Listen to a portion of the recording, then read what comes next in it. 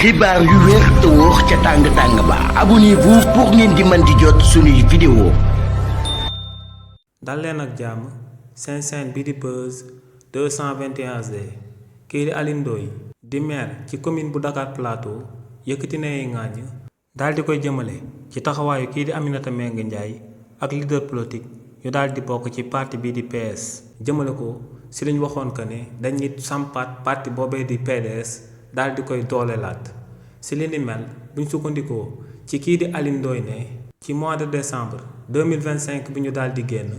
ñoom leaderu parti bu daal di bokk ci parti bi di PDS dañoo daje woon daal di waxtaan jëmale ko ci naka la ñuy defaat ba daal di sampaat seen parti bi di PDS ngir mu amaat doole bi nga xam ne te ne si li ni mel joxe woon nañ ay directives si nga xam ne moom la leaderu parti bi waroon a daal di aw ba li ni mel daal di àndu waaye ne daal di nañuy dellu ci décembre 2026 ne ginnaaw ba mu taxawee daal di seetlu situation bi ne dara changé wul ne dara bougé wul ci biir parti bi di PS ne nag li ni mel bu amee na ñëpp daal di xam que ne léegi parti bi di PS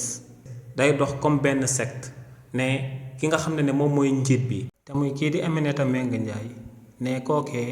moom mooy buuroo bi moom mooy wax gëmm leen gaa yi gëmm moom mooy wax xippi leen gaa yi xool nee nag li ni mel aku parti politique warta doxee noonee ne lu leer ba am moom mooy que ne parti politique buñ ci nekkee ay xalaat la ñu war a joxante ñëpp daal di koy exécuter loolu jëmale leen kanam nee nag lu leer ba am moom mooy que ne parti bii di PS doxeetul noonee te tey tamit leader yu daal di nekk ci parti boobee yépp ay complice lañ jëmale ko si liñ ne muqaaral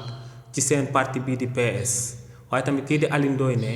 ñu bees tamit ñi nga xam ne ñoom ñoo gën a ci seen biir parti boobee di PS ne ñu ëpp si ñooñee ay ambition personnelle lañu daal di indaale ne ñu ngir daal di suqali parti bi te ne li ni mel tamit bokk na si luy freiné parti bii di PS si fàttali rek kookee di Alioune Ndoye akub ministre la woon ci régime président Macky Sall te lu président Macky Sall ak régime am daal di nërmeelu moom moo sabab actuellement mu bëgg a sampaat parti bii di PS joxaat ko doole waaye lu leer ba am moom mooy que ne ginnaaw ba mu daan nekk ak ministre de la république ci réewu Sénégal daa meloon ni que ne dafa fàtte woon sax que ne parti bii di PS dafa exister. xibaar yu wér te wóor ca tàng ba abonnez-vous pour ngeen di mën di jot suñuy vidéo.